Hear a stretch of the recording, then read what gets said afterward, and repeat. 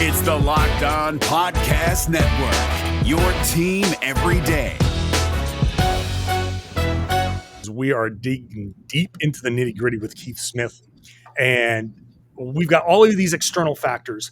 I love that you laid out because I've been saying it for people for a long time. The Celtics can't bring somebody in on a sign and trade. They're not going to do anything that's going to hard cap them. Even if they do move Kemba, they can't take that risk because you bring back Fournier. It's too tight. It's too tight. So fans have to understand that the options are limited. The Lonzo Ball suggestions, I'm sorry, folks. If you're one of the people that says, go get Lonzo Ball, they can't. They just can't do it. Now, the question I have, does that make it more or less likely that they go in on Evan Fournier? Because I'm super intrigued by that Knicks possibility. I hadn't thought about that. That Knicks come in and say, hey, you know what? You're getting these offers somewhere around what you're making now, $17 million. Maybe you go up to $20 million, whatever. We'll give you 25. We'll give you 25 for 1 year. You go back out, you be a free agent next year. Do whatever the hell you want, and that changes everything. If the Knicks do that, he'd be kind of a fool not to. But also, there's the issue of longer term security, but that's not even going to happen with Boston either, because Boston needs to structure their contracts. I'm looking at this cap sheet. They need to structure their contracts so they have options around the end of Jaylen Brown's contract and towards the end of Jason Tatum's contract. Jaylen Brown, again, under contract for 3 more years. You mentioned you're going into that 2023 season looking to maybe be a player in free agency. Let's do this. Because I haven't looked at the list. Do you have the list of free agents in 2023? 2023, I don't have it handy, but I can get it. Oh, yeah. Well. While I'm talking, see if you can pull that up, because I'm kind of curious to see who might be in that mix in 2023. But now we have this. Does Evan Fournier, if the Celtics come up and say, okay, here's 2 years at whatever, or maybe 3, but if they don't want to be shut out of that free agency, they'll say, hey, it's only going to be a 2-year contract. At that point, if the Knicks do come in and say, hey, here's a little more money for 1 year, 1+1 or whatever, I would say he goes and does that. And I don't know exactly what the Celtics are going to be bidding against. It just makes it the standard 3 or 4 year deal. If they really liked Fournier, that is not really in play here. Do you have the list? Yeah, I do. So the top guy on this list, everybody's favorite player in the world, Bradley Beal, will be a free agent in the summer of 2023. That's assuming he doesn't opt out the year prior, which he probably will, in 2022. But he'll be there. Bogdan Bogdanovic has a player option that summer. Bojan Bogdanovic. Maybe you go the Bogdanovic double. That'd be fun. Malcolm Brogdon, Dylan Brooks. And I'm just going alphabetical order here, John. Jimmy Butler, Clint Capella, Pat Connaughton, Jay Crowder, old friend there, Seth Curry. Lou Dort will be there's a team option on him that year, so he probably won't be there. Kevin Durant, provided he doesn't opt out the year prior. Joel Embiid will be out there. Danilo Gallinari, Jeremy Grant. So you're starting to get a sense, right? This is a pretty loaded free agency. That's a loaded free agency class. Yeah, LeBron James, Kyrie Irving, Nikola Jokic, Karis LeVert, Brook Lopez. I mean, I'm not even halfway through the alphabet. I think we've made the point. Yeah, it's a loaded free agent class. So that plays into this whole thing. So then I would expect if we're now looking at this, I think we're starting to dial in. I don't know if the Celtics go past 2 years. In an offer for Fournier. Yep. Yeah, I think you got to offer him 2 years with the third year as a team option. That way, if you're Boston, if he for some reason becomes the perfect fit alongside Tatum and Brown, then you're protected. And that's why, even in that situation, I'd probably try to get ownership's buy-in to go into the tax this year. If I was Brad Stevens and company, we'll work try to get that number down. We'll try to get out of it, whatever we got to do. But if we could go a little higher, put it on a declining, that all of a sudden becomes an extremely tradable contract. You're able to move off it if you need to a year early. But yeah, I can't see anything that extends into 23, 24, just because that's got to be the summer you want to have max flexibility if you're the Celtics. That's why in these Kemba Walker trades, yeah, if you could – in some magic fairyland trade Kemba Walker for Bradley Beal, you do it right now because then you're done. Then you don't need to be players in free agency, right? Right. But that's the thing. And I'm glad you mentioned the Lonzo Ball situation too, because the other thing I like to remind people is, all right, we could talk about cap math in forever, why those things don't work. Why in the world would the Pelicans want Kemba Walker? It doesn't make sense for them right on their end. They've already got, point guards coming out of their ears and, one that they already don't want in Eric Bledsoe. So, so that kind of becomes, your situation there. But yeah, it's one of those things where there's no way a sign and trade where Boston acquires a player via sign and trade happens. I want to be clear. You can send somebody out via sign and trade. That doesn't hard cap you, because that seems to be people I think are starting to understand doing a sign and trade hard caps you, but it's only coming in. It's not going out. But yeah, they are in a tricky spot here where you've got a lot of stuff to work around, because this is because you've got to have an eye on that summer. And this is why we always say, as Brad Stevens is about to learn full hand, being a general manager is very different than a coach. Coach is about right now. That's why that coach GM dual position does not work, because the two jobs are always at odds with each other. So Brad Stevens, may be, all right, I want some vets, right? Every coach wants vets on his bench because that's what I need. And all these things where the GM has to be a little patient and have a bigger picture in mind of, all right, I got to look out, a couple years. And I think what you're going to see is with Fournier is an interesting kind of pivot point, because I think you're just going to see more retooling than rebuilding here over the next couple of years with this roster. And I think Fournier could be a part of either way on that, right? It could be, it's too rich for our blood, we got to let him go. Or, this is a nice piece to have. He's going to help us win some games. And then maybe he becomes a trade piece moving forward. But everything's got to be setting up for that summer of 2023 when you're there. And again, not the Marcus Smart podcast either, but that's going to factor into him. He's up for an extension. I literally was looking at his name. I literally was just looking at his name and thinking in my head, asking you, I know this is not the Marcus Smart podcast, but yeah, so I already did the Marcus Smart podcast, and we're talking about extending him and maybe locking him up and all of that stuff. But you bring up a lot of good points here, where maybe even if you want to keep Marcus Smart long term, you got to figure out how that plays into that summer of 23, or what do they do? How do they go get Bradley Beal before that? That's going to be. Okay, I've mentioned Bradley Beal's name a million times. I think that the best way you keep Jason Tatum is to bring his buddy into town, sign his buddy long term. Does that make it too much duplication between Jaylen Brown and Tatum and Beal? Or do you just want to have three dynamic wings on the floor that can do all of that stuff? And they can, one of those guys can guard a stretch four or something like that. Oh yeah. Tatum does it all the time now. Right. Those three guys, a point guard and a center, is a hell of a team. So, I don't know. I don't want to go too far off the beaten path here. We're trying to figure out Fournier, but this is part of the Fournier conversation, right? This is it, because Fournier, as we try to wrap this up here, Fournier is good, and you have good player, fills a role. Celtics need him. You want to be good right now. You cannot tell Jaylen Brown and Jason Tatum that, okay, we're going to do this and we're nickel and diming and blah, blah, blah, because that hurts them long term. At any point, these guys can turn around and be like, you know what, screw this, trade me. Especially when all those, sorry to interrupt you, but all those two have done is win. This is the worst year they've had since they've been in the league. And I think people, forget that. That's why people say, well, they'll understand. why you have to step in.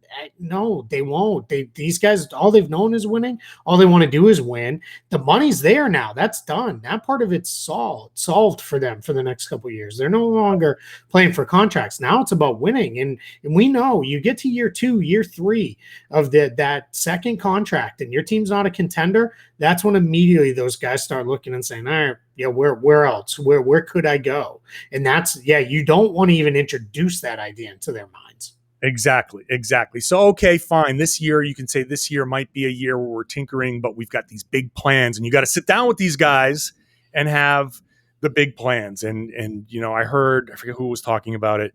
Somebody was talking about Jaylen Brown and Brad Stevens went out to dinner to talk about the coaching search. And I'm sure that's a good dinner to be had, have that conversation of like, look, here's where we are financially. We got this, and this. And hey, maybe if you can back channel some stuff for us, Jalen, sure.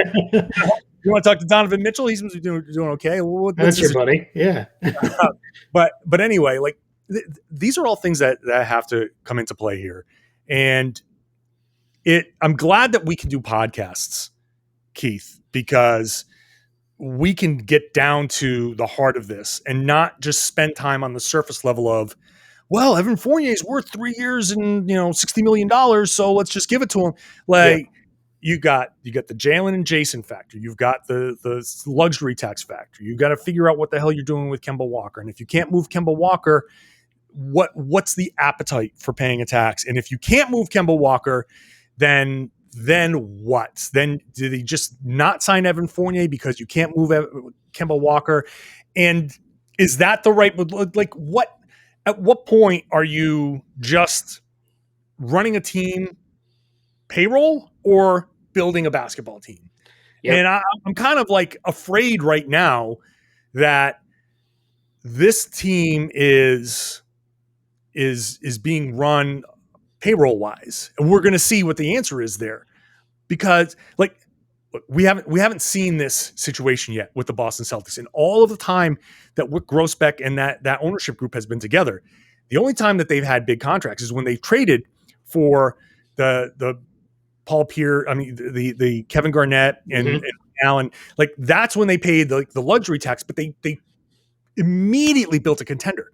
We haven't seen the rookies who get the max or near max deals and have that kick in and have this team be kind of like floating along and at a pivotal point. We haven't seen how this ownership group is going to react to how these next few years line up financially.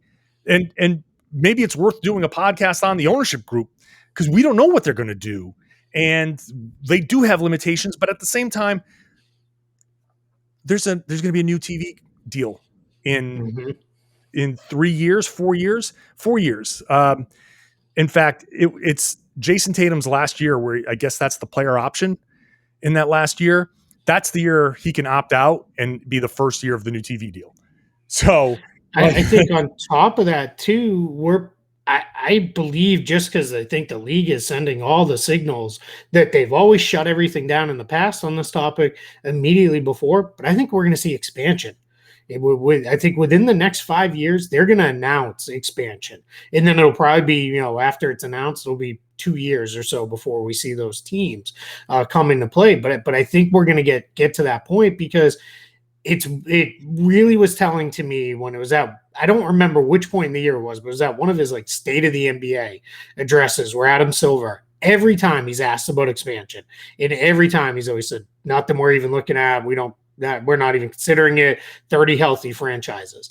For the first time ever, and each subsequent time it's been, we started to dust off that analysis. We started to look into it and see what it could be. I think the league knows there's enough appetite for it. There's some major cities out there that want teams. It's a good way to get a cash infusion into these owners, pockets that isn't split with the players. Exactly. So you've got all those things. But to go back to your point with the ownership is I've always believed when they have said, we will pay the luxury tax for a contender. The challenge that Brad Stevens now has as, the guy who's running the show has to sell them on is, yes, Kemba Walker, Marcus Smart, Evan Fournier being on this team alongside Tatum and Brown, that may not be a contender right away, But if we spend now, here's my long-term vision for how we move those pieces along or whatever. So in a couple years, we can still have Tatum and Brown and be a contender. So it might be asking them, you got to spend now for a team that's pretty good. I think that team would be pretty good if they're healthy. Sure. I think that's a team that's in the mix for the East Finals again, like they have been the last few seasons. And I think that's where you got to convince them. We may not get over the top. Maybe they do. I don't. Who knows where Tatum and Brown are going to go? If they keep improving and really play themselves into superstar level. I just feel like the ownership's going to say we're not title contenders right now. Right, we're not raising banner 18 next season. So the answer is no. And at that point, it is basically impossible to envision a team that brings back Fournier, Smart, and Walker all on this team next year. You can't do it because I'm taking Tatum and Brown off the table. They're going to be back. So you can't get to a place where all those guys are back because the only way to get there is if you're paying the tax.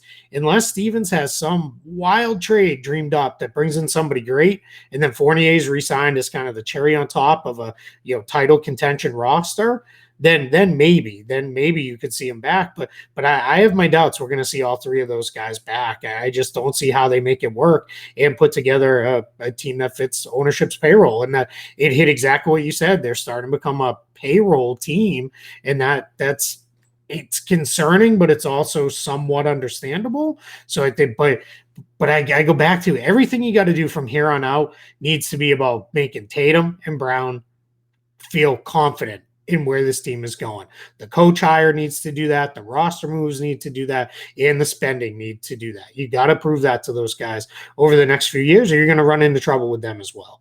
Yeah, this is where I feel like that, spending that tax now, and whatever it is, it's easy for me to say, but you got to spend now and know that cash infusion is coming. New TV deal is coming. Expansion, you're right. I think expansion is coming. And so there's multiple billions of dollars, and you hit on the right point. That money just goes to the owners. It does not get split with the players. So you have money coming in. You can borrow if they need to borrow against the team and say, look, we're going to borrow to pay this tax bill. And when this new infusion of cash comes in, that pays off this loan or whatever, however they do it, then that is a wash. You bite the bullet as much as you can. You do what you can. Like, I'm not saying just bring everybody back. You do what you can. Yeah. But yeah, you can't go super cheap. Not right now. Mm-hmm. You can't cheap out and blow it long term. And then once you get that third star, and maybe you find a way to get that third star while Fournier is still under contract, and you find a way to keep Marcus Smart, now all of a sudden you've got yourself, there's your championship contender. And then you can start extending Jaylen Brown. You get him a new contract. You can really build this out long term. I'm so afraid that they're going to go super cheap, and they'll trade away Kemba, and they're going to let Fournier walk and whatever. And I mean, at least I hope at least they can get a traded player exception out of that. It's funny. I know we joked about it, but I feel like could be where this is headed with Fournier, is he's moved for another traded player exception, of 17, 18 million, whatever he gets paid. And then, and then we're kind of living in that world. The challenge will be is last year was right. How many conversations did you have? I had. Everybody who covers the team of can't use all of it because they're hard capped. So this is, this and this and this. It'll be, can't use all of it because it'll push you way into the tax. So, that's going to be an interesting thing. Again, it's not the Robert Williams podcast. He's due for an extension. That's going to be a thing. The good news is they've got enough guys who have shown enough at least that they can move off them. If you need to move off Grant Williams or Romeo Langford or anybody like that, those aren't big individual salaries, but those add up to, 7-10 million pretty quickly. If you needed to move off those contracts, that's something that you could do. But yeah, this is a spot where I put it, maybe more harshly, where if you want to cheap out on the team, maybe sell. I mean, we all, criticize some owners like James Dolan and guys like that for, you think, but he always spends, that if I'm a sports fan, all I want my ownership to do is spend, just spend money. That's it. I just want you to spend to keep good teams together, or spend to make good teams. I don't. Yeah, I mean, I'd prefer it if you don't act like an idiot all the time. But I mean, but spend money. Be Steve Ballmer, right? Go spend money. Because we without getting in any names, we all know there's a million rich people with ties to New England that would love to own the Celtics. As a toy. Right, because that's what these teams are to these owners. They're hobbies, they're toys. Very, very, very expensive hobbies and toys. But and then to your point, get out of it. Make your $2 billion, $3 billion, whatever it is the team would sell for. Why not put 25% of the team up for sale? Yeah, it's have somebody in there, like a minority owner, or 49% of the team up for sale, and get $1 billion infusion of cash, and say, all right, like that's. You still don't give up controlling share, but you got somebody with some cachet in there. That could be an option.